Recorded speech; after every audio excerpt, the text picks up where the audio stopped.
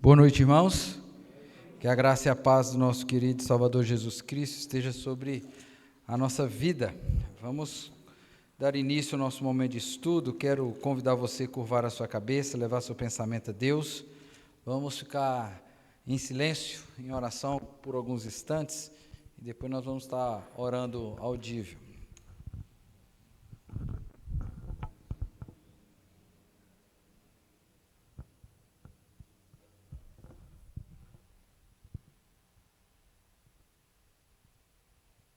Santo Deus, eterno Pai, nós somos gratos ao Senhor por tudo que o Senhor tem feito na nossa vida. Agradecemos ao Senhor pelo dia de hoje, pelo dia de trabalho.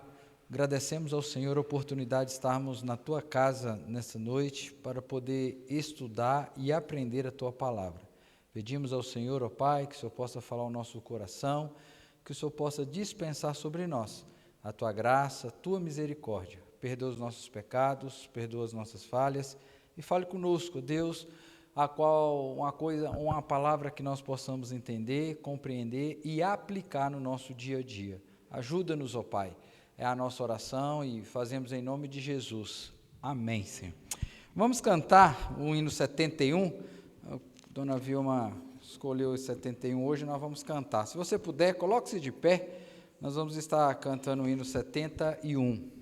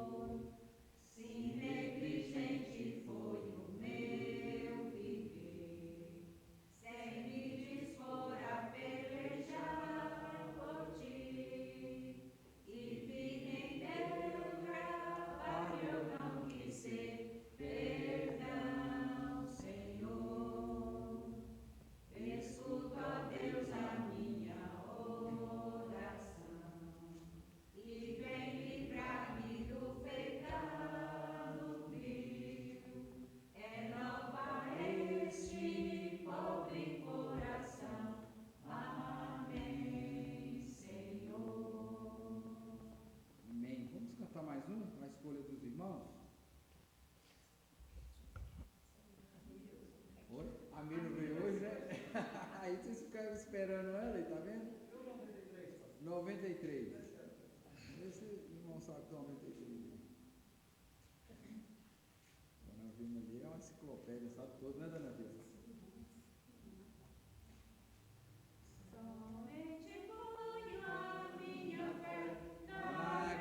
Seu sangue, Jesus, no sacrifício remidor, no sangue do bom Redentor, a minha fé e o meu amor estão firmados no Senhor, estão firmados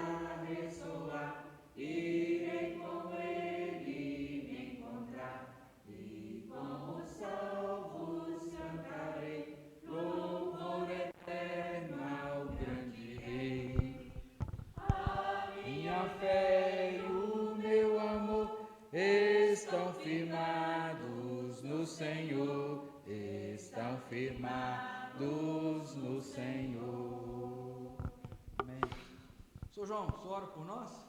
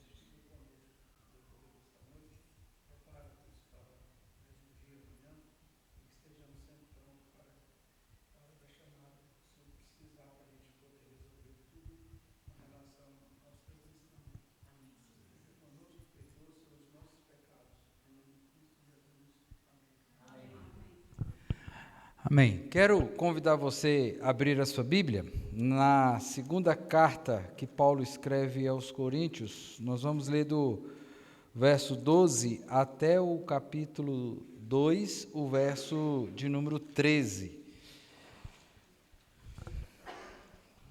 Segunda carta de Paulo aos Coríntios. Você joga lá aquela primeira tela primeiro? A outra lá, a do estudo.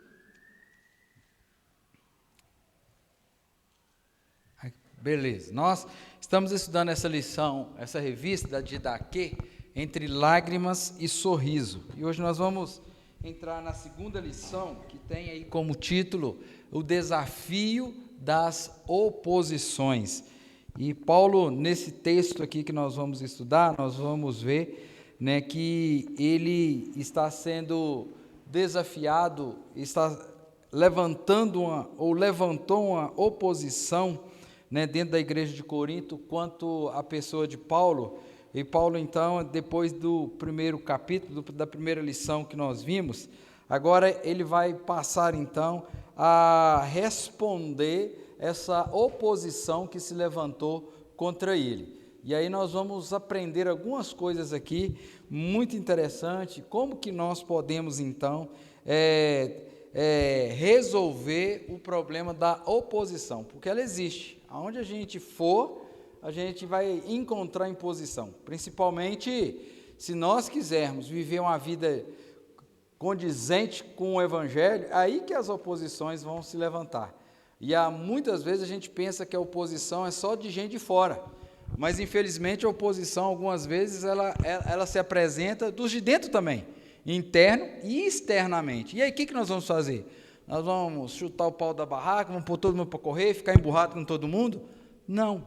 A gente tem que, como cristão, né, ver algumas coisas e vamos ver como Paulo reagiu, né, diante dessa oposição e como nós podemos reagir diante desta oposição que se levanta contra nós. Então vamos fazer a leitura aí de forma alternada aí. A sinceridade de Paulo. Diz assim o verso 12, nós vamos ler de forma alternada até chegar lá no 2, verso 13. Ele diz assim, verso 12: porque a nossa glória é esta, o testemunho da nossa consciência, de que, com santidade e sinceridade de Deus, não com sabedoria humana, mas na graça divina, temos vivido no mundo e mais especialmente para convosco.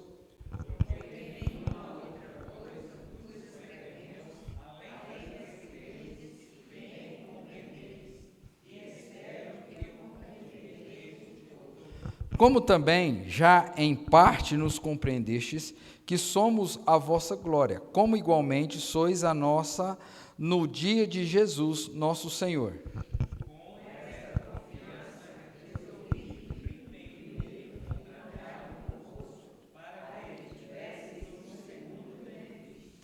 e por vosso intermédio passar a Macedônia, e da Macedônia voltar a encontrar-me convosco, a ser encaminhado por vós para a Judéia.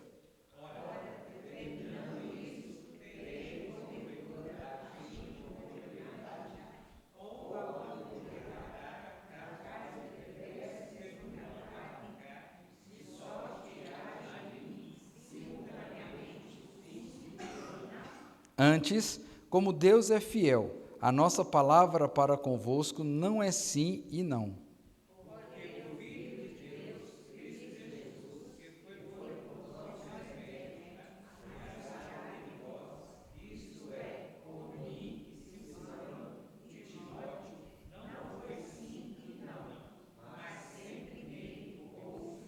Porque quantas são as promessas de Deus, tantas tem nele o sim, porquanto também por ele é o amém, para a glória de Deus por nosso intermédio.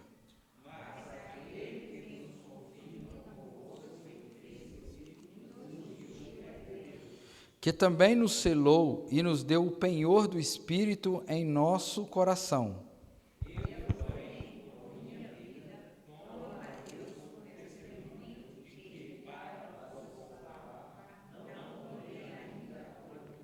Não que tenhamos domínio sobre a vossa fé, mas porque somos cooperadores da vossa alegria, porquanto, pela fé, já estáis firmados.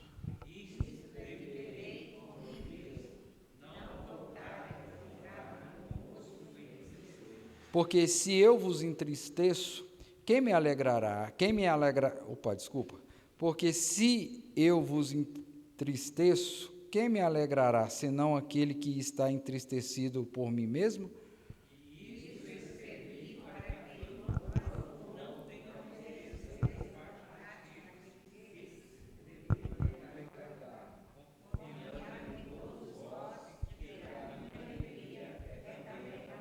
Porque no meio de muitos sofrimentos e angústias de coração, vos escrevi com muitas lágrimas, não para que ficasseis entristecidos, mas para que conhecesseis o amor que vos consagro em grande medida.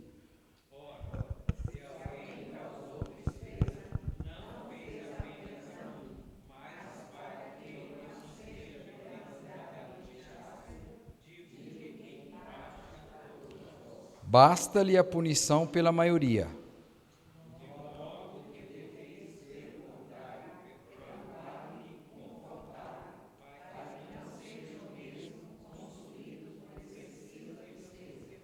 Pelo que vos rogo que confirmeis para com ele o vosso amor.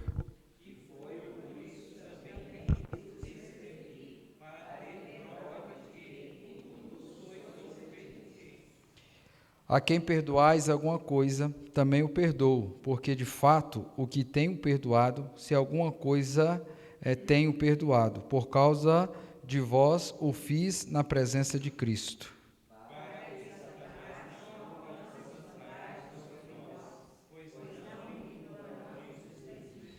Ora, quando cheguei a Troade para pregar o Evangelho de Cristo, e uma porta se me abriu no Senhor.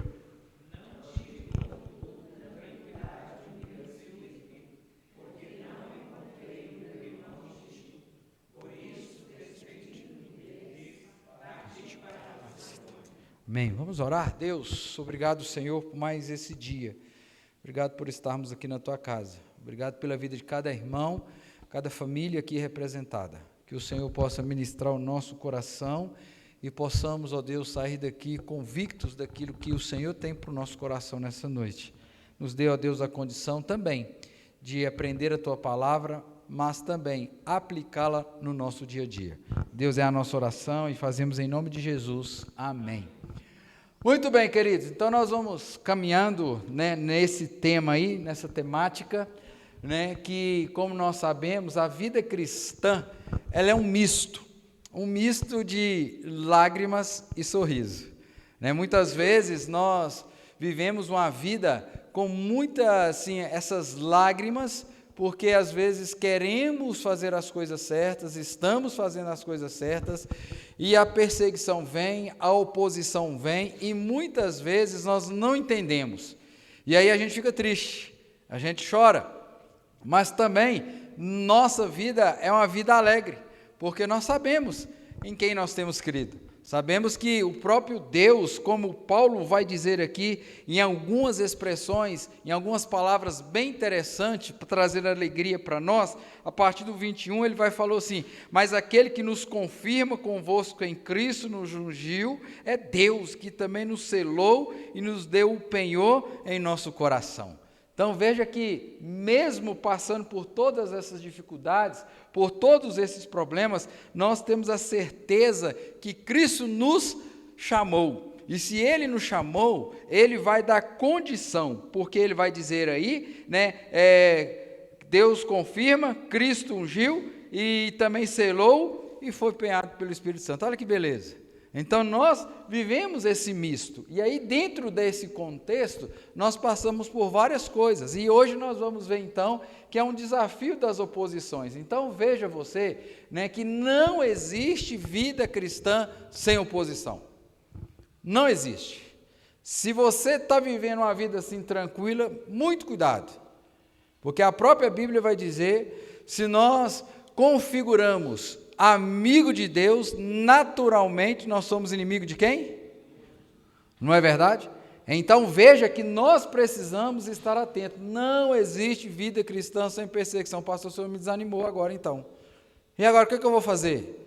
O que nós vamos fazer? O que nós vamos então viver essa vida? Então você vai ver que as oposições se constituem sempre num desafio à prática autêntica do cristianismo.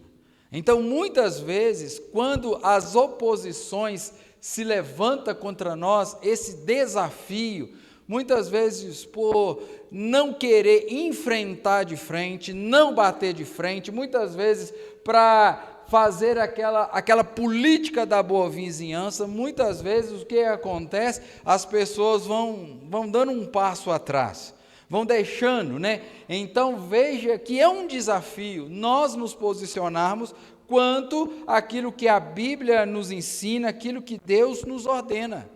Muitas vezes as pessoas vão abrindo concessões, abrindo portas para tentar trazer o máximo de amizade e está desagradando a quem? A Deus. E aí a própria Bíblia vai dizer que não tem como nós servirmos a quem? A dois senhores, não tem jeito. Então é um desafio, e muitos nesse desafio têm pecado, têm sucumbido, têm ficado pelo caminho, porque têm medo de enfrentar os desafios. Mas nós precisamos lembrar que quem nos chamou para essa caminhada é o próprio Cristo, é o próprio Deus, então Ele vai nos ajudar. Mas muitas vezes nós ficamos com medo e não fazemos então. Então a vida de Jesus, nós podemos pegar, por exemplo, e de seus apóstolos, foi marcado por quê? Constantes, o que eu escrevi lá? Oposições constantes, não foi? É ou não é? Você acha que os discípulos tiveram vida mansa? Tiveram, eles morreram de deitosa velhice, não foi? Numa casa grande, ali uma mordomia só, foi? Não foi. Foram decapitados, foram mortos, Os cristãos lá do primeiro século, como que eles viveram? Uma vida mansa, uma belezura de tudo, Sendo tochas humanas, jogado na arena do Coliseu para ser devorado por feras, Então olha para você ver, então veja que, nós como cristãos, se o próprio Cristo sofreu isso, seus apóstolos, nós também iremos passar por esses desafios, por essas oposições. Então, o dia da igreja, o dia a dia da igreja em Atos, mostra a existência dessas oposições, que eram muito, como eu posso dizer, pesadas, sangrenta, violenta. Então veja que eles impuseram à comunidade dolorosa perseguição e até mesmo a morte. O próprio apóstolo Paulo era um desses que perseguiam, não eram os crentes, trazia para Jerusalém para maltratar. Aí a gente colocou só aqueles dois exemplos, não vou pedir para ler, mas o primeiro ali é a morte de Estevão. Por que Estevão foi morto? Porque ela havia roubado? Havia matado? Havia feito alguma coisa errada? Por que ele foi morto, apedrejado? Pregar o evangelho. E aí abre nesse outro texto aí que eu quero, abre em Atos 12, 1 a 3. Agora para você ver, olha quem estava sendo, passando. Vamos ler todo mundo juntos lá? Por aquele tempo, mandou o rei Herodes prender quem? Para quê? Para fazer picanha, churrasco para isso, não é? Não é. Agora vamos, o 2. Passar a fio da espada a Tiago.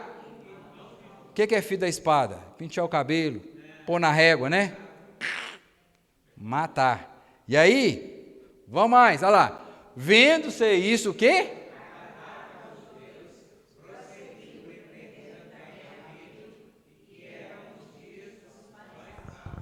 Eles tiveram vida mansa, né? Olha as perseguições. Prendeu alguns para maltratar, passou Tiago ao fio da espada, e agora Pedro também foi preso. Só que não foi só isso, né? Nós temos aqui lá os reformadores, John Hus, que foi um pré-reformador, Martim Lutero, João Calvino, e outros todos também enfrentaram o quê? Terríveis perseguições. Só para você ter uma ideia, esse John Hus aqui, né? Ele foi o quê? Ele foi incinerado vivo, foi jogado na fogueira, né? Porque defendia, né? Era fiel a Cristo. E olha para você ver, e assim como ele, quantos outros também passaram por essa mesma situação. Então veja que as oposições são sempre de natureza o quê? Variada. A gente não sabe de onde vem, e a gente vai perceber que muitas vezes, como aqui nesse caso está acontecendo, foi por um caso que você vai falar assim, não acredito que ele estava levantando essa questão aí. Vou mostrar para você, o que você acha que estava acontecendo aqui? Por que esse cara com raiva de Paulo? O que se levantou essa oposição na vida de Paulo? Você vai ver que foi uma coisa assim, que não faz sentido. E aí nós vamos caminhar que você vai ver. Então, às vezes são externas, como nós falamos, internas, né, vindo da própria comunidade. Né, muitas vezes isso acontece dentro da própria igreja, dentro do nosso contexto comunitário, essas coisas têm acontecido. E aí, em vez do reino crescer, muitas vezes tem acontecido o quê? Divisões. Não foi isso que Paulo, lá no livro de Gálatas, ele está pregando, aí vai Pedro, vou lá ver, vou lá ver como é que está o trabalho missionário de Paulo. Aí Pedro desce lá. Aí o trabalho está progredindo, está lembrado dessa parte, não é? E aí acontece lá, o Pedro está alegre, porque o trabalho está crescendo. E aí o que acontece? Vem os judeus de Jerusalém ver como é que está o negócio lá. Aí o Pedrão, na hora que vê a galera chegando, a turma chegando, opa, vou afastar desse povo aqui. E aí Paulo chega ao Pedro, estou te entendendo não, hein?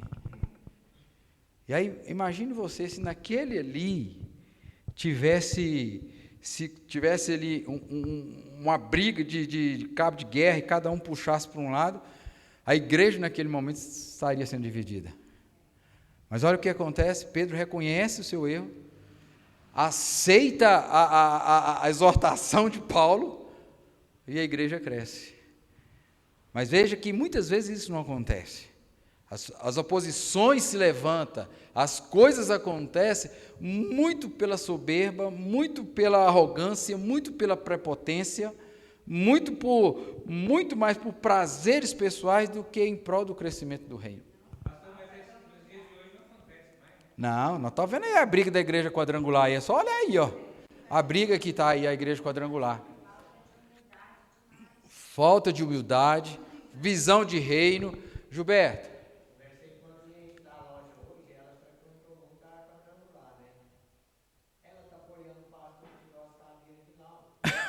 Está vendo?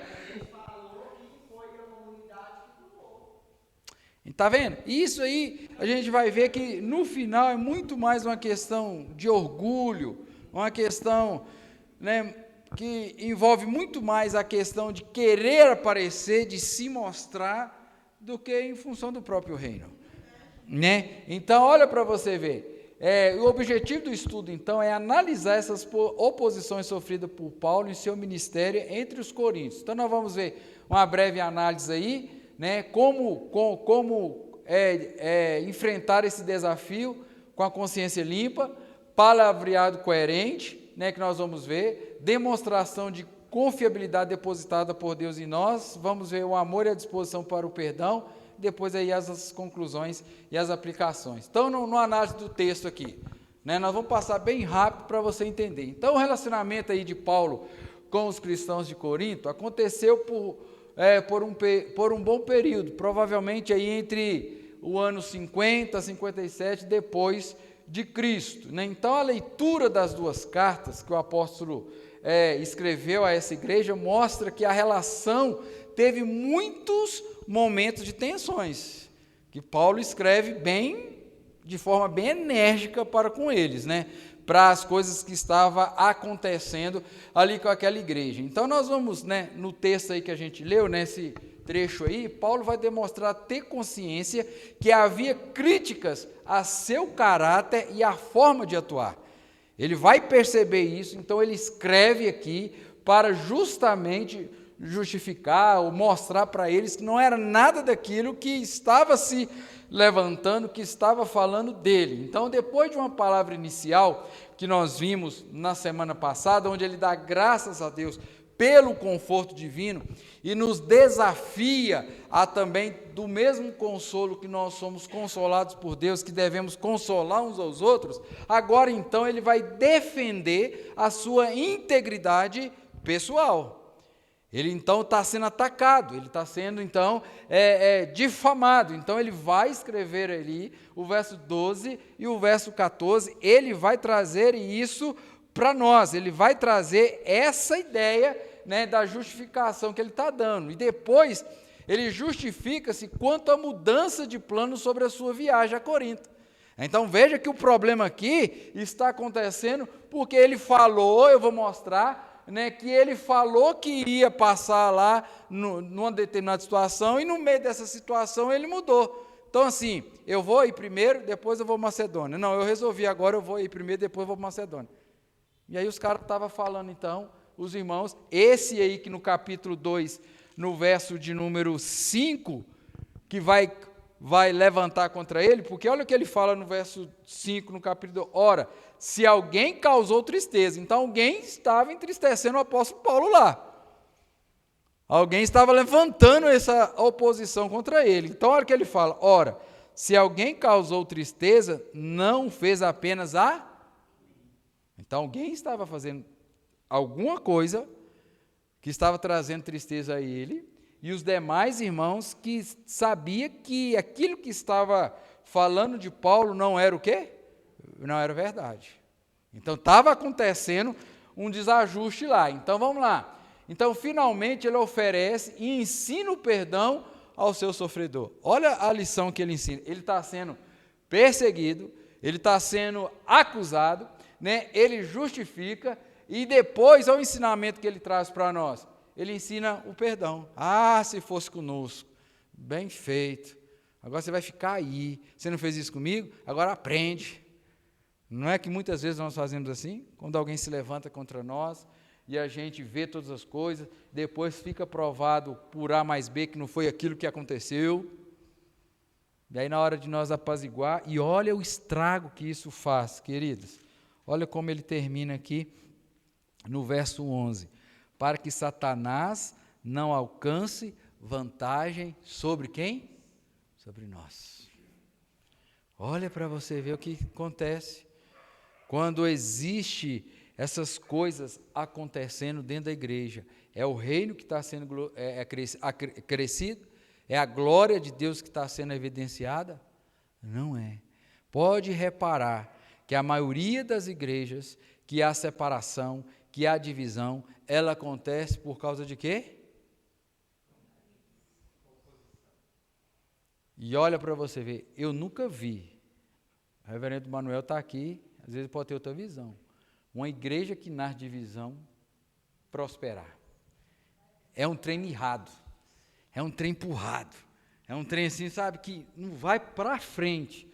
Às vezes vai para frente, naquele primeiro momento, aquele oba-oba, e depois vai o quê? Vai minguando, vai acabando.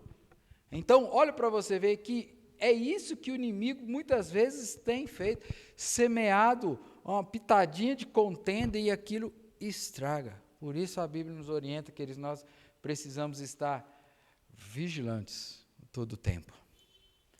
Porque nós precisamos vigiar. Porque se o diabo soltar uma gotinha aqui, se nós não estivermos atentos, isso vira, toma proporções gigantescas. Então veja que ao visitar Corinto, né, o apóstolo começa a ser desafiado pela posição dentro da própria igreja. Não é os de fora, como muitas vezes ele sofreu. Agora é os de dentro da igreja. É os de dentro da comunidade que está levantando. Então, ele torna-se alvo de maldoso ataque pessoal, disparado por um indivíduo que, segundo ele, causou tristeza não apenas ele, mas toda a comunidade. Você pode ver se quando tem um membro, um grupo da igreja, que levanta contra a liderança da igreja, a outra parte fica toda entristecida. Sim. A igreja é muito grande e com muitos pastores, porque muitas congregações. Aham. Eu convivi sempre até próximo, né? E aí eles, um grupo fez, aconteceu isso. Ficou contra, não sei o quê, e aí assim, não gosta de certa coisa, não é assim, não sei o quê. E saíram dois com um grupo bem grande, formou outra igreja lá e tal. Mas não foi nenhum ano. Não foi um ano. O que aconteceu? O outro, porque próximo, né? O outro que sou com ele, falou, não, está errado, eu vou voltar lá, vou pedir perdão e vou voltar. Uhum. Eu não vou, eu não, que não sei, pois eu estou indo. O outro foi no pastor que era, né, acima dele, pediu perdão de tudo por tudo que aconteceu e quase todos voltaram com ele. E esse que eu sei, até hoje, pastor, não arrepende, está sozinho, sem nada, e ele não para em lugar algum, ele não consegue congregar em cidade nenhuma, ele já foi até para o Nordeste, e está só ele e a mulher, única filha. Uhum. A filha vai congregar sozinha, ela foi, porque não está acreditado. Eles dois estão dentro de casa, e ele não tem paz nenhuma. Né? Coração duro, né? Então vamos caminhar aqui. Então veja aqui, então, né? Essa Bíblia aí, Vida Nova, ela traz então duas possibilidades, né? Das falhas aí atribuídas a Paulo: leviandade, inconsistência e inconsistência, né? Tá ali. Aí vamos lá. As acusações teriam por base a mudança de planos de viagem, como eu falei para você. Olha, e eu vou mostrar o texto aqui para você ver. Olha aqui, vamos lá, 1 Coríntios 16, 5. Olha o que ele está falando aqui. 1 Coríntios 16, o verso 5. Olha o que ele está falando. Aí ele troca a viagem. Irei ter convosco por ocasião da minha passagem pela Macedônia, porque devo percorrer a Macedônia. Né? Então, olha para você ver. Então, ele começa aqui. Então, na primeira carta, ele fala que vai lá ter com eles, não é? E aí olha o que acontece. Ele havia prometido, depois de haver passado pela... Mas, conforme explica o próprio texto, agora 1 no 15, olha o que acontece no 15. Com esta confiança, resolvi primeiro encontrar com vocês. Antes ele ia para a Macedônia primeiro e passava na volta, né? Agora, então, ele resolveu, não, eu vou ir primeiro. E aí, por causa disso aqui, está havendo toda essa confusão. Então, olha para você ver. Então, aí, Paulo, você é um homem de duas palavras, você fala uma coisa e faz outra. E aí a gente vê lá em Atos, lá, você lembra daquele texto lá que ele está falando assim, que ele estava querendo ir para um lugar, mas ele teve uma visão que o anjo parou, não vai para aí, vai para cá? Passa a Macedônia. Então, Paulo era um cara, era um irmão, era um homem de Deus que ouvia a voz de Deus e obedecia a voz de Deus. Então, veja, o problema está aqui. E aí eu vou te mostrar aqui daqui a pouco, né, que eles estavam fazendo uma tempestade num copo d'água. E antes e depois, eles tinham que agradecer que eles estavam sendo abençoados antes. Mas não, aquilo foi motivo de ter isso. Então, algumas oposições sempre nascem por causa de quê? Coisas simples. É uma coisinha assim, o pastor não me cumprimentou na entrada, o pastor foi embora, o pastor me não cumprimentou, aí começa. Uma coisinha simples, que vai tomando proporções gigantescas, que aquilo vai acrescendo dentro do coração de alguns, e aí conta para um, que conta para outro, e aí engrossa o caldo, e daqui a um dia está derramando em todo lugar.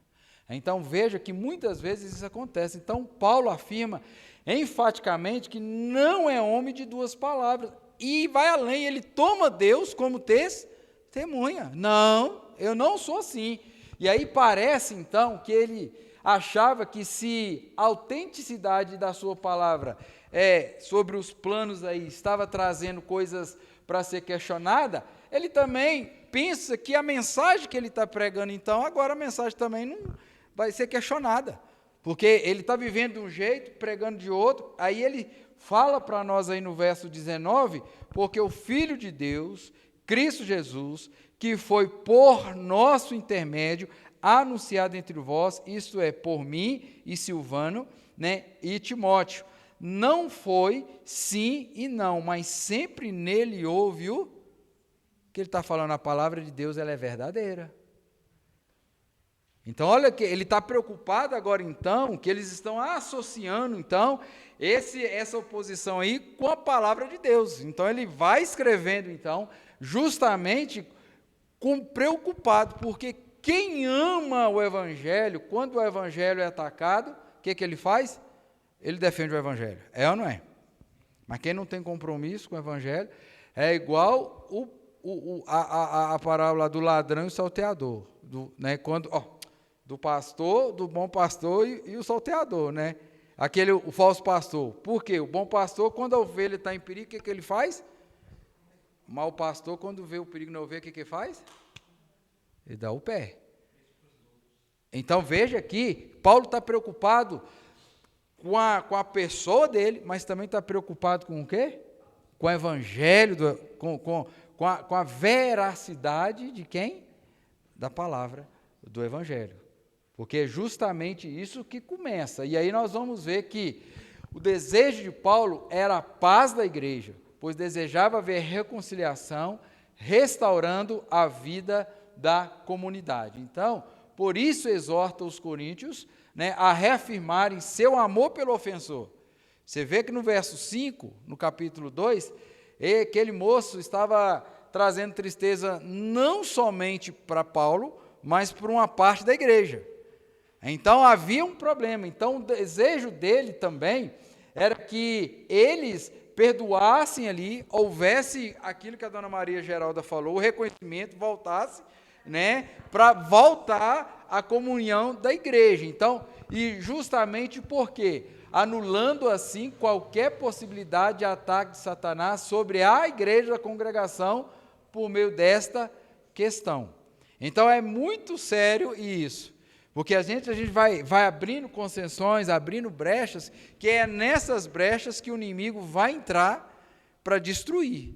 Então a gente precisa estar atento. Então Paulo enfrentou o desafio, né, das oposições, e ele nos ensina de que maneira devemos enfrentar as oposições. De que maneira nós devemos enfrentar as oposições? Muitas vezes, quando a gente é colocado em xeque, o que muitas vezes nós fazemos? Esbravejamos, brigamos, é meu direito, não sei o quê, não é? Mas olha que Paulo vai ensinar aqui para mim e para você, querida. Porque o nosso testemunho, o nosso caminhar, o nosso agir vai garantir que nós estamos certos. E aí ele vai mostrar isso aqui justamente, porque a primeira coisa que ele vai usar para enfrentar as oposições é o quê? Consciência limpa. Você pode ser acusado do que quiserem te acusar, mas se você tiver a consciência limpa daquilo que você fez, foi o certo, você pode deitar na sua cama, colocar sua cabeça no travesseiro e dormir tranquilo. Mas se a gente fez alguma coisa que dá margem, a gente perde o sono. A gente não tem paz. É ou não é? Então veja que a primeira lição que ele nos dá para enfrentar o desafio é ter essa consciência limpa. E olha o que ele vai dizer do verso 12 ao verso 14 então. Porque a nossa glória é esta, o testemunho da nossa consciência de que, com santidade e sinceridade de Deus, não com sabedoria humana, mas na graça divina, temos vivido no mundo e mais especialmente para convosco.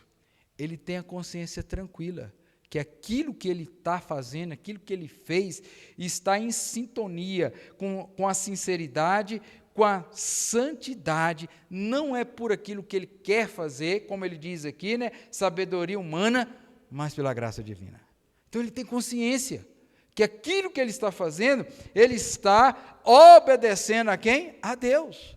Então ele tem essa consciência tranquila, e aí ele vai dizer no 13, porque nenhuma outra coisa vos escrevemos, além das que ledes, e bem compreendeis, e espero que compreendereis de todo, como também já em parte nos compreendestes, que somos a vossa glória, como igualmente sois a nossa, no dia de quem? Nosso Senhor. Ele tem a consciência dele tranquila. O que eu estou fazendo aqui é tudo com base naquilo que Deus está mandando eu fazer. Então eu não estou fazendo nada por mim mesmo. Então Paulo tinha essa consciência limpa, estava tranquilo, pois em nada ele fora leviano. Não estava enganando ninguém, não estava passando ninguém para trás. Ele tinha plena convicção que aquilo que ele estava fazendo era o que o Deus havia mandado ele fazer. Então, para enfrentarmos o desafio das oposições dentro ou fora da igreja, é preciso estar com a consciência limpa. É isso que nós precisamos ter. Por isso nós precisamos, a nossa palavra, querido, deve ser sim, sim e não, não. Porque passar disso vem do maligno e isso vai corroendo o nosso coração. Certa vez eu ouvi uma historinha que eu achei muito engraçado, eu acho que ela cabe aqui. 2 meninos, um casal, sempre ia passar as férias na fazenda, na casa da avó. E um dia, o menino estava brincando com um bodoque. Alguém sabe o que é um bodoque aqui? Mais ou menos. É tipo um arco, né? E aí, nessa fazenda, tinha um pé de jaca. E o avô dele fazia o quê? Comia a jaca, deixava a semente secar e depois ia jogar passarinho, matar o frango, né, para comer. Aí um dia o menino brincando lá, ele esticou o trem e soltou a pedrinha. Foi na cabeça da galinha. Pá! Matou. E ela só virou. E o menino, com medo da avó brigar, ele escondeu aquele frango. E aí, na hora de arrumar as coisas, né, a avó dividia as tarefas, e a irmã que tinha visto, Joãozinho, você vai guardar as vasilhas, sua irmã vai arrumar a cozinha. A irmã, Joãozinho, você vai arrumar a cozinha, porque senão eu vou falar com a avó que você matou o frango. E todas as tarefas, tinha que fazer tudo, porque senão eu vou contar para minha avó. Não vou contar para minha avó. E um dia aquele menino não estava aguentando mais. Ele falou assim, a avó chamava, Joãozinho, por que você faz? Não, vó, porque eu gosto. Mas um dia ele estava tão agoniado, pastor, que ele virou assim e falou assim, vó, eu não aguento mais. Olha, a minha irmã está abusando de mim, porque um dia eu fiz uma coisa errada, e ela viu, e ela fica me acusando. Aí a avó dele falou assim, Joãozinho, aquele dia eu vi também, que você tirou a pedra e matou o frango. Se você tivesse falado comigo, nada disso havia acontecido. Mas ele tinha medo de falar com a avó, porque a consciência dele não estava tranquila, com medo do que estava acontecendo. Então, querido, muitas vezes é isso que acontece com a gente. A gente quer enfrentar a oposição, mas desculpe a expressão, nós estamos igual puleiro de pato, todo sujo. E aí nós temos que ficar de mãos atadas. Porque não obedecemos a Deus, somos desobedientes, queremos fazer só aquilo que nos interessa. E aí nós não temos autoridade para rebater aquilo. Mas veja que Paulo aqui, ele está trazendo, né, essa consciência limpa, porque ele sabe o que ele está fazendo. Ele não está fazendo por ele, para ele.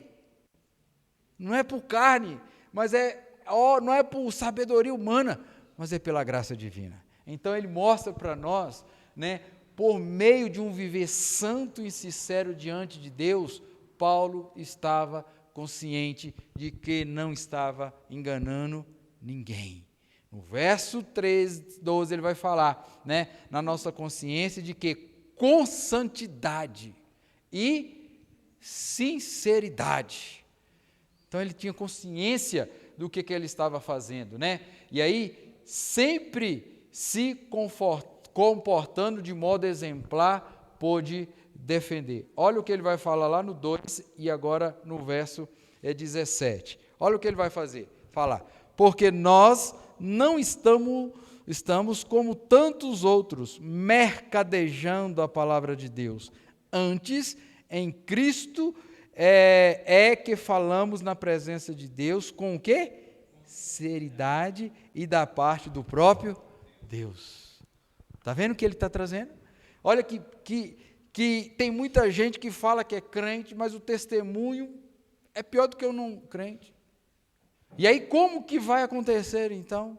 Então Paulo está falando justamente, né, ele tem essa consciência limpa, porque ele tem certeza daquilo que ele estava fazendo, aquilo que ele estava pregando, era algo que Deus havia mandado fazer. Ele não estava aumentando, diminuindo, ele estava vivendo com sinceridade. Aí a gente vai ver que o mesmo fez com Samuel.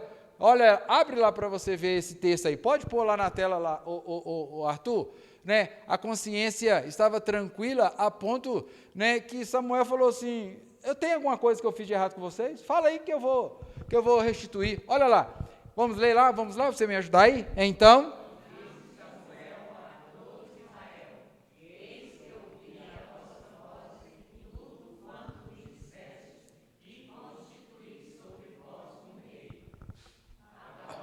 Pois.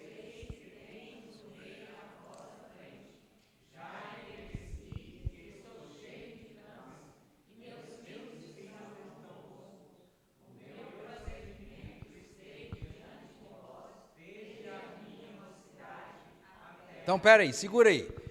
Olha o que ele está falando aqui. Né? O meu procedimento, a minha conduta, o meu caminhar esteve diante de vós desde a minha mocidade até o dia de hoje, né? Agora vira, passa. Agora, vamos lá.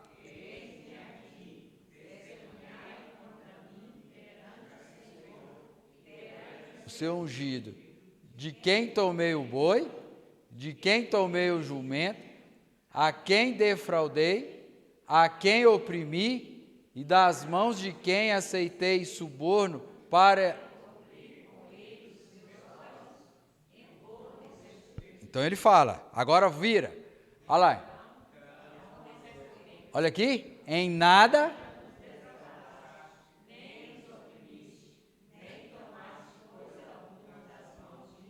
5.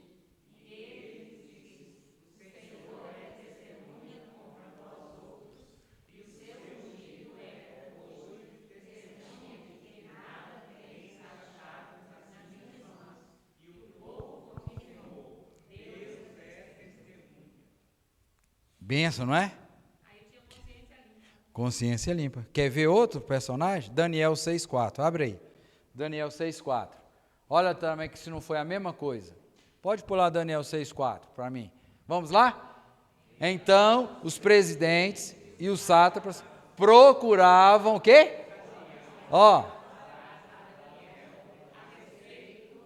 Ó, nem culpa alguma, porque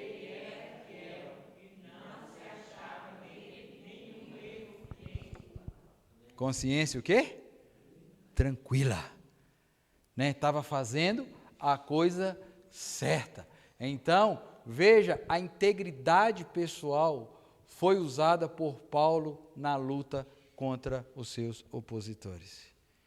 Então, se nós queremos nos defender contra os opositores, queridos, nós temos que viver uma vida de santidade, uma vida de integridade, para que não haja possibilidade de alguém levantar falso testemunho. Porque levantar, eles vão levantar todo jeito.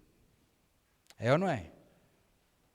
Vamos ser caluniados, vamos inventar mentiras sobre nós, e se a gente tiver com alguma coisa a esconder, nós não teremos consciência limpa. Então, olha para você ver, é igual, eu estava ouvindo uma história de um camarada que foi condenado à prisão perpétua. E ele conseguiu fugir. E ele viveu 30 anos fugindo. E aí um dia ele foi capturado. E aí a repórter perguntou, e aí, como foi esses 30 dias, 30 anos de liberdade? Ele falou assim, foi os piores anos da minha vida. E a repórter, por quê? Porque eu não tinha paz. Qualquer barulho que eu sentia perto de mim, eu pensava que era a polícia chegando. Quem tem a consciência, não tem essa consciência limpa, vive esse tormento. Mas aquele que tem a certeza que está fazendo a coisa certa, pode se levantar quem quiser, mas ele sabe que Deus vai proteger ele, que ele tem a consciência dele totalmente tranquila. Essa é uma arma eficaz no enfrentamento das oposições. Nós precisamos, queridos, ter a nossa consciência tranquila. Nós precisamos ter uma vida de santidade. Nós precisamos ter uma vida correta diante de Deus e diante dos homens. Porque nós muitas vezes conhecemos a palavra de Deus, sabemos o que é certo e o que é errado, mas na hora de praticarmos isso, a gente não faz. E aí, em vez de dar bom testemunho, nós estamos dando mau testemunho.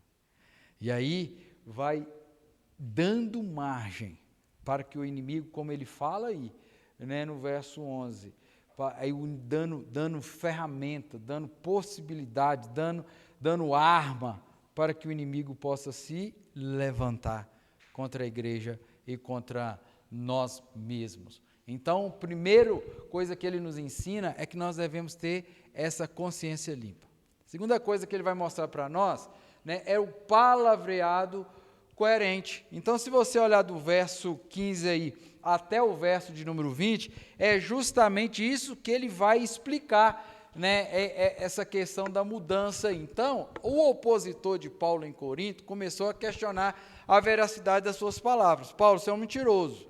Você fala uma coisa e faz outra. Então, sua palavra não tem credibilidade. Sua palavra não podemos confiar em você, porque você fala uma coisa e faz outra, então a gente não tem isso, né? Então veja que a mudança nos seus planos de viagem originou o quê? Essa desconfiança. Originou essa coisa no coração desse que estava se levantando contra ele. Então o apóstolo se defende afirmando que suas palavras e sua mensagem sempre foram o quê? Coerentes. Sempre estava em sintonia com aquilo que Deus queria. Ele não era inconsistente, pelo contrário, o seu sim era sim e o seu não era não. Ainda mais Paulo, que era um camarada bem arretado, né? Se não fosse aqui, ele era um nortista, assim, que capecheiro na mão, bem bravo. Então veja que ele vai falar que não é isso que está acontecendo, né? E aí, segundo eruditos, vai dizer aí que ele fala isso até sobre o juramento, quando isola aqui o verso 18, antes, como Deus é fiel. Então ele jurou para Deus. Deus sabe que eu estou falando que isso é verdade. A nossa palavra para convosco não é sim e não. É uma só, não tem dubilidade aqui nesse negócio. Então, além de ser uma palavra pessoal que foi questionada, a sua palavra pessoal, a mensagem proclamada também poderia o quê? Ser Paulo, se você é mentiroso, essa palavra que você está trazendo também, quem nos garante que é verdade? Então, Paulo está preocupado com tudo isso. E aí, Paulo, então, nesses versículos, ele vai falar. Por isso, o apóstolo sai em defesa da própria mensagem anunciada de um Cristo que sempre manteve o seu sim, cumprindo as suas promessas. Então, o que ele está falando? Olha, você está enganado, você está levantando falso testemunho aí, né? Porque ele diz aí o verso 20, porque quantas são as promessas de Deus? Tantas tem nele o sim, porquanto também por ele é o amém para a glória de Deus, por nosso intermédio, mas aquele que nos confirma, era o 19 que eu tinha que ler, né? E o 20 aí, já li o 20, tá bom? Então vamos andar. Então a palavra de cristão é coisa o quê? Séria. Certa vez eu fui na casa do meu pai, lá em Valadares, e aí o carro estragou, nós tivemos que fazer um serviço no carro, e aí um camarada foi entregar, aí chegou um camarada lá na oficina, aí com o mesmo problema, consertar o carro. E aí o cara falou assim, não, aqui nós não trabalhamos só com dinheiro ou com cartão de crédito. Você não aceita cheque, não? Não mexo com cheque mais não. E aí, não, mas posso aceitar meu cheque, que eu sou crente. Para que ele falou isso? O dono da oficina foi lá dentro, Maíto, trouxe um passoco de cheque aqui, ó. Pode escolher aqui, ó. Todos esses aqui falaram que era crente. Olha para você ver, justamente isso que tem feito, né? A cada pesquisa que sai, cada levantamento do IBGE que sai, fala assim, aumentou o número dos cristãos no Brasil. Não é? Cada 10 anos que sai aí o levantamento do censo, aumenta. Aí um monte de... E aí como, né, se cada vez tem aumentado mais, por que cada vez mais o Brasil está nessa draga que está? Porque não tem vivido o Evangelho. Não tem, de fato, de verdade, o Evangelho não mudou esses corações. Porque a palavra de Deus vai dizer que aquele que roubava não rouba mais. Aquele que mentia não mente mais. As pessoas querem estar na igreja, mas querem viver as mesmas práticas quando estão lá no mundo. Não tem como. Não tem como isso acontecer. Volto a trazer. Não tem como a gente servir a dois? Não tem como. Então a gente precisa entender, né, a palavra de cristão, ou do cristão, é coisa séria. Nós precisamos estar atentos. Os opositores, eles são mestres em distorcer as palavras e difamar a pessoa de quem? Quer ver? O ímpio rouba? Sim ou não?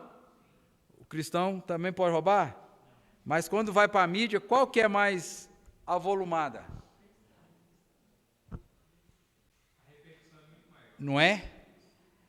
Então veja para você ver que eles têm esse prazer de difamar, de colocar. Portanto, queridos, é necessário que tenhamos um palavreado coerente, compromissado com a verdade, a fim de emudecer, não dar brecha, não abrir porta para que os opositores, essas oposições cresçam. Abra aí 1 Pedro 2, 15 e 16, olha o que ele vai dizer aí.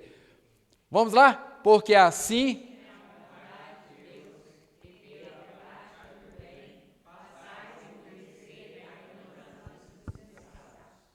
com livres que sois, não usando...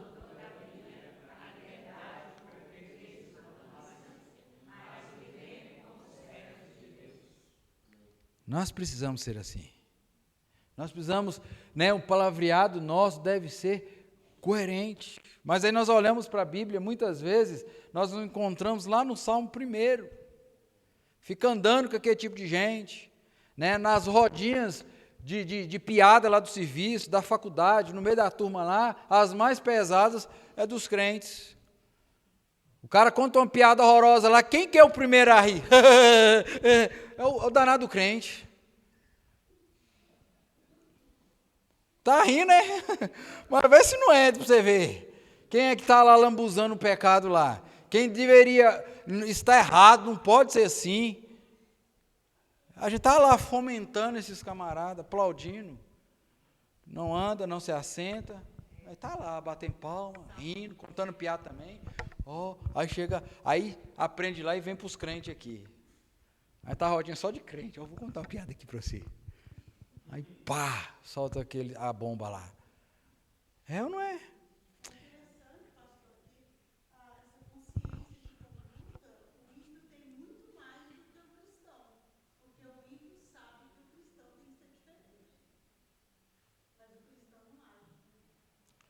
Quantas vezes eu fui abordado na rua e falando assim, o senhor é pastor daquela igreja?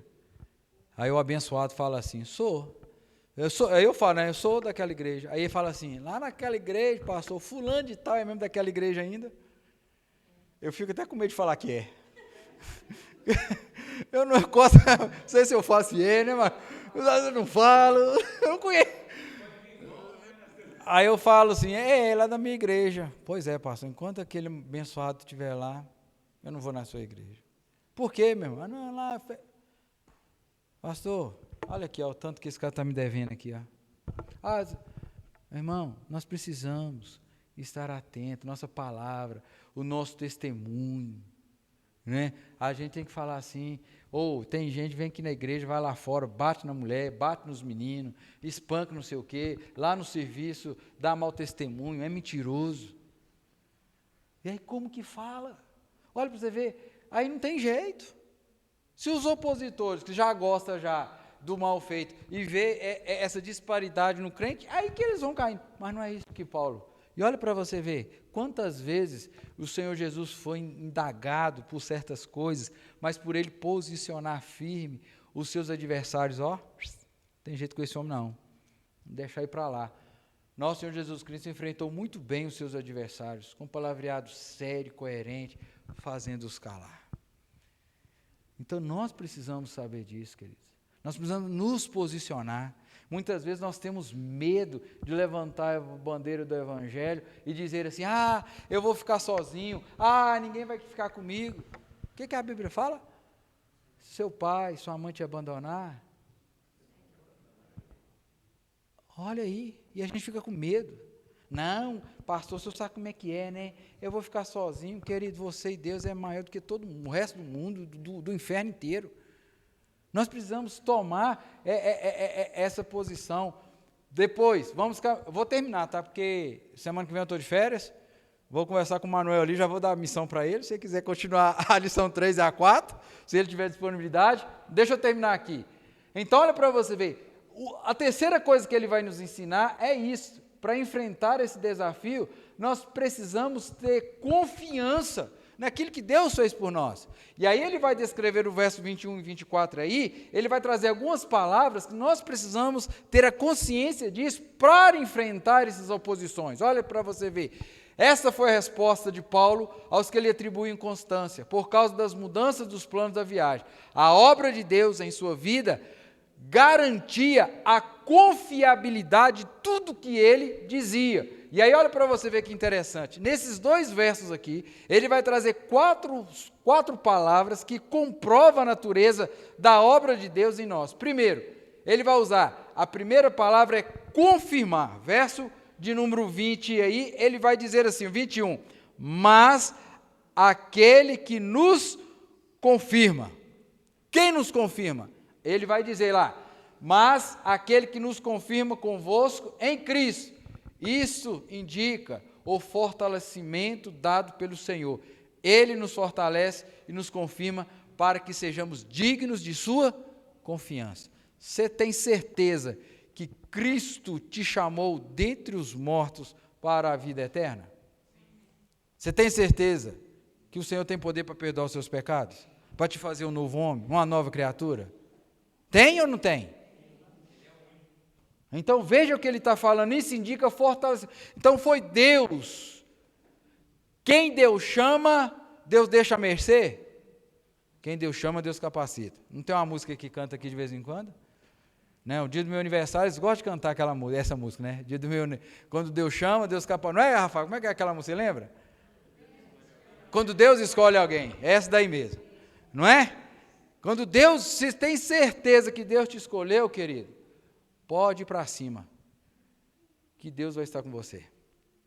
Ele está dizendo, olha aqui, para você ver, mas aquele que nos confirma convosco em Cristo. E aí ele vai usar a segunda palavra, ungir. Qual era o significado de ungir, né? E nos ungiu é Deus. Olha o significado aqui, ó. Isso indica o comissionamento para uma obra. Quando o rei era declarado rei, o que fazia com ele? E a função do rei era o quê? Proteger, não é? Lembra lá quando Moisés está organizando lá Arão, seus filhos, o que fizeram com eles? Foram o quê? Para um propósito. Então veja o que ele está falando. Eu e você fomos escolhidos e fomos agora então comissionados para uma obra. Qual é a obra? Ir por todo mundo? A quem? Fazendo o quê? Está vendo? Então você não é só um escolhido. Você é um comissionado. Você tem uma missão. Nós temos uma missão. Então veja que ele está caminhando nessa direção. E a terceira palavra agora é selar. Qual que é a ideia do selo? Você lembra lá quando José foi escolhido o rei, o segundo do Egito, governador? O que o faraó fez? Tirou o anel do seu dedo e colocou no dedo de José, falando que agora, lembra lá do texto de Esté também? O que foi feito? Tiraram o anel, e ele vai falar assim, aquilo que o rei selou com seu anel, ninguém pode. Então veja aqui, queridos, olha para você ver, isso significa manter em segredo ou marcar como um sinal identificador. Tem uma música que canta, eu tenho a marca da promessa que ele me deu. Nós temos um selo, nós temos uma marca. Cristo nos marcou com o seu precioso sangue. Ele nos chamou, nos comissionou e agora então ele nos selou, falando é verdade. E aí ele vai dizer a última palavra, né? Aí que esse comentarista aí vai falar, né, que Paulo tinha na mente aquele doutor no Espírito, cuja presença é a marca do verdadeiro cristão. Olha a quarta, é o penhor. O que significa o penhor? Ele nos deu o penhor do Espírito dos nossos corações. Modo figurado, referindo-se ao Espírito Santo de Deus, concede aos cristãos como garantia de total participação dos mesmos nas bênçãos do porvir.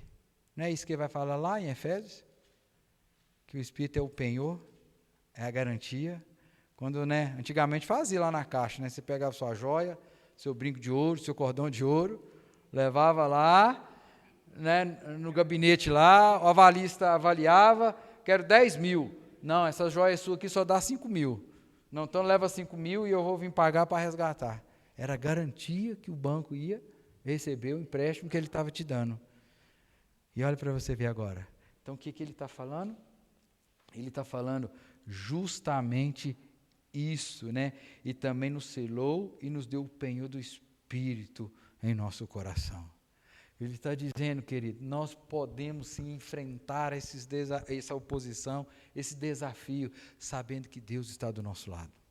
Sabendo que Ele fez a obra no nosso coração. Então, a obra do Senhor em Deus em nós é completa e elemento essencial que nos credencia ante os desafios da oposição. No mundo nós vamos ter perseguição, mas Ele manda ser perseverante, porque Ele vai estar conosco. Vai estar um monte de texto lá. É aquele que perseverar até o fim, receberá a coroa da vida eterna. Olha que bênção. Nós vamos passar por tudo isso, mas nós devemos continuar confiante no Senhor. As oposições vão se levantar, mas a grande questão que você tem que saber é como você está, como está a sua vida. Você tem sido um crente de verdade? Porque se você tem sendo um crente de verdade, você sabe, pode confiar que Deus estará do seu lado, que Deus estará do lado dos seus. Então, por último, nós vamos terminar, ele vai dizer o quê? Amor à disposição para o perdão. Veja então, que ele começou defendendo, né, a si, ele vai então falar que a palavra dele é aquilo, ele tem a plena convicção que Deus está com ele, e agora, né, como a obra de Deus é completa no coração, ele poderia até ficar triste com o seu acusador. Mas não é isso que acontece aqui a partir do verso de número 5 que ele vai falar. Olha o que ele vai falar aqui. Ele vai falar aí do verso 1, essas coisas aí, mas olha o que ele chega aqui, é no verso 6. Basta-lhe a punição pela maioria, de modo que deveis, pelo contrário, perdoar-lhe. Olha o que ele está falando agora. Esse camarada está me causando dor, está causando dor a vocês, está causando tristeza para vocês, né? Ele vai ser disciplinado, mas também vocês devem fazer o que com ele? Perdoar. E olhem, justamente, Paulo enfrenta o desafio das oposições com amor e o perdão ao seu ofensor. Então veja, a igreja aplicou a disciplina ao opositor, mas transbordaram de alegria por exercitarem o perdão e, consequentemente, a readmissão daquele à comunhão da igreja. Verso 7, de modo que deveis, pelo contrário, perdoar-lhe e confortá-lo, para que não seja o mesmo consumido por excessiva tristeza. E olha o que ele vai dizer no verso de número 8. Pelo que vos rogo que confirmeis para com ele o vosso amor. Olha o que nós muitas vezes fazemos quando alguém erra. O que a gente faz? Exclui, não quer contato, não quer estender a mão. Você não pode ficar entre nós porque você é a ovelha negra, é a maçã podre, é a batata podre. E olha o que Paulo está falando. Esse cara estava acusando ele, trouxe dor para ele, trouxe tristeza para ele. Ele, como apóstolo, ele poderia dizer assim, excomunga esse camarada aí, bota ele para fora, põe ele para correr, não permita ele entrar na igreja mais. Fala, Sr. João. E ele veio de uma mente, de um pensamento completamente diferente. Ele perseguia e passou a ser perdoador. Então, o que ele antes fazia, agora ele estava querendo, mesmo sendo prejudicado, ele pensava primeiro na boca. Não é? É isso que o Evangelho faz conosco. Mudança de vida, a metanoia, mudança de mente, transformação. Então veja que Paulo aqui, ele está justamente nos ensinando, né, que muitas vezes quando acontece alguma coisa que nos ofende, a gente quer que essa pessoa suma, nós queremos nem ver essa pessoa, mas não é isso que Paulo está dizendo. Paulo está dizendo, olha, vocês vão disciplinar eles, vão, mas vocês acolham ele. Porque muitas vezes o que a gente faz, quase que é difícil, querido, você, quando trabalha a disciplina, a pessoa disciplinada, ela volta para a igreja. Se não tiver um acompanhamento, se não tiver isso aqui que Paulo está ensinando, o que acontece? A pessoa faltosa vai embora, dificilmente volta. É ou não é? Mas Paulo está ensinando para nós aqui, pelo que vos rogo, né? Ele pede que confirmeis para com ele o vosso. O que o amor faz? O amor, tudo suporta. Não é ciumento, não é não sei o quê, não sei o quê, não sei o quê. Não é que ele ensina? E olha para você ver então, em outra ocasião, ele vai fazer a mesma coisa. Vamos lá ler esse texto aí, para a gente passar para as aplicações de conclusão. Põe lá, Arthur, por favor. Vamos lá? Pelo contrário, se o teu inimigo tiver fome,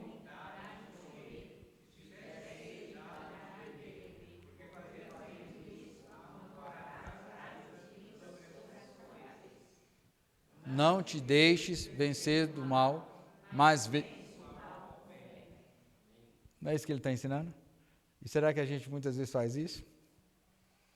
Miserável, vai morrer, você não fez isso comigo, agora aguenta. Eu falei para você não fazer, por que você fez? Agora está colhendo a consequência. Então Paulo está nos ensinando, né, o amor e a disposição para perdoar, para enfrentar o desafio da oposição. Para terminar, vamos lá algumas conclusões aqui. O exemplo de Paulo nos desafia a buscar uma consciência limpa, tranquila, diante de Deus, dos homens e de nós mesmos. Nós precisamos, queridos, justamente buscar essa consciência. Salmo 27 vai dizer: uma coisa peço ao Senhor e a buscarei. Nós temos que buscar, porque a natureza nossa é convergir nas coisas de Deus ou afastar das coisas de Deus? Paulo vai dizer: o bem que eu quero fazer, nós temos que buscar. É fácil ter essa consciência limpa no mundo que nós vivemos, mas ela é possível. Sabe por quê? Porque ela foi confirmada em Jesus. Sabe por quê? Porque você foi comissionado, você tem uma missão. Sabe por quê? Porque Deus escolheu você. E Deus vai te ajudar. Porque Ele é o penhor, Ele é a nossa garantia que vamos conseguir. Então nós precisamos ter essa consciência. Né? Diz o ditado que o peixe morre pela boca. Nós também podemos sucumbir diante das oposições se não observarmos em nossa prática cristã um palavreado coerente e em harmonia com o Evangelho de Cristo. Colossenses 4:6. Vamos ver lá o que está escrito lá. Colossenses.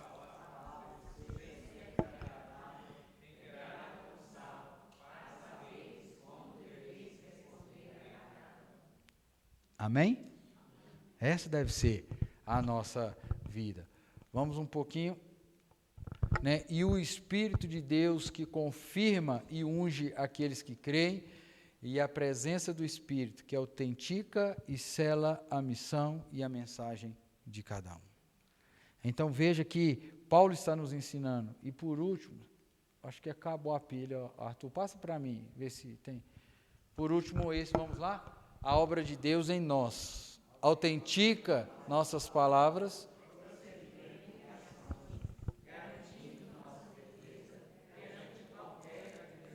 Filipenses, vamos lá abrir o texto lá. Porque Deus é quem efetua em vós.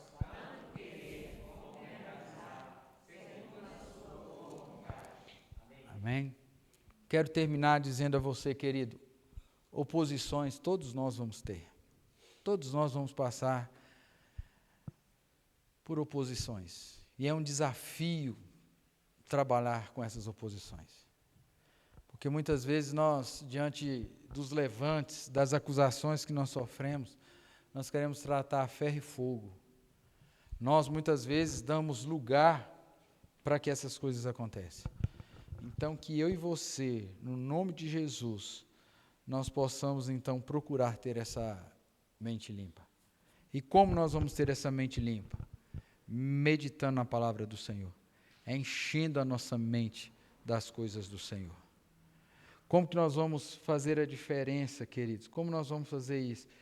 É o nosso palavreado. Nós temos que ser coerente com o Evangelho ou com a fé que nós dizemos que professamos. Nós temos que fazer a diferença para esse mundo. Porque Deus nos chamou, nos capacitou. Se você tem essa consciência que Ele te chamou, Ele vai te dar as armas certas, vai te dar sabedoria, vai te dar a consciência, ou vai te ensinar aquilo que você tem que fazer. E por último, independente do que acontecer, seja alguém que está disposto a amar e perdoar. A Bíblia não fala, se alguém te esbofetear de um lado, o que você faz? Dá um murro na cara dele de volta, né? Não é não? Da outra face.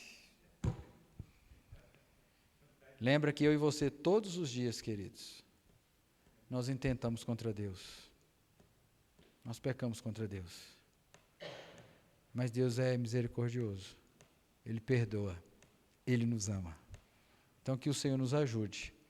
Que diante desse desafio, que nós possamos aprender como Paulo, a ter uma consciência limpa, a ter um palavreado correto, a ter essa disposição para amar e saber que Deus está trabalhando no nosso coração. Ele há de completar essa boa obra que Ele iniciou no nosso coração. Vamos orar? Nessa última oração, se você puder, coloque-se de pé. A nossa irmã Elda, né, ela pediu para a gente estar agradecendo a Deus mais uma vez, né, pela vida da Gleide. Né, ela teve um AVC uns 20 dias atrás, 30 dias, né? E está com algumas sequelas, mas hoje ela fez um exame e o médico confirmou que essa sequela não é permanente, ela vai ao longo do tempo, né, ela está tendo uma mancha nos olhos e o médico fez os exames e falou que essa mancha ela é passageira, ela vai passar. Né, nós temos orado para que Deus possa trazer a recuperação por completa na vida dela. E Deus tem ouvido as nossas orações. Deus tem respondido, né, com graça, fortalecendo. Oração também eu quero, como foi orado pelo Sr. João, vamos estar orando pela família da Ana Maria, né, principalmente lá pelo emérito, o pai e o filho, né, e por aquele irmão dela, agora, não é o Marlon, é o outro, o Marcos. Vamos orar por aquele rapaz. Aquele rapaz, depois do culto, ele veio me abraçar chorando. Ele falou comigo assim, pastor, eu preciso mudar muita coisa. Eu preciso mudar alguma coisa. Muitas coisas. Que Deus possa trabalhar no coração deles lá e eles possam, né, passar pelas mudanças que precisam.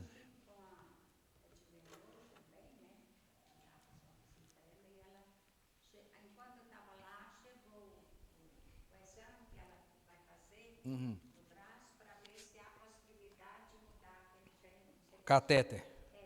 O braço que está aqui, né? E outra coisa também, que ela já vai começar com o laser. Nos olhos, né? Coisa que a gente está orando, né? Por isso também, né? Então, Deus querido, Deus amado, nós sabemos que o Senhor tem falado ao nosso coração. O Senhor tem nos desafiado, o Senhor tem nos ensinado, o Senhor tem mostrado, ó Deus, aquilo que o Senhor quer de cada um de nós. Mas não somente tem mostrado e falado, o Senhor tem nos dado as ferramentas de como e por que devemos passar por essas mudanças. Ó Deus, que o Senhor, através do Teu Santo Espírito, ó Deus, possa trabalhar no nosso coração. Aquilo que precisa ser trabalhado, aquilo que precisa ser mudado, aquilo que precisa ser tirado, ó Deus, que o Senhor, ó Deus, tire tudo isso de nós, para que possamos ser cada dia mais parecidos com o Senhor. Ó Deus, nós também queremos agradecer ao Senhor, porque o Senhor tem ouvido as nossas orações. Ó Deus, agradecemos pelo livramento, ó Deus, que o Senhor deu a Gleide. Ó Deus, e essas sequelas que tem sido, está com ela, ó Deus, como é bom ouvir da palavra do médico. Ó Deus, que isso vai ser passageiro, que isso não vai estar com ela ao longo da sua vida, mas que isso vai passar. Louvado seja o teu santo nome, ó Pai, que nós temos pedido para que o Senhor restabeleça a sua saúde por completa.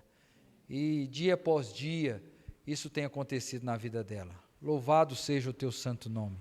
Deus, nós colocamos diante de ti a vida de Edilene também. Ó Deus, que o Senhor continue abençoando, abrindo portas, ó Pai, para que ela possa fazer os exames e ela possa ter a sua saúde recuperada por completo. Ó Deus, obrigado por tudo que o Senhor tem feito na vida dela. E agora, ó Deus, nós também queremos colocar a família da Ana Maria diante do Senhor.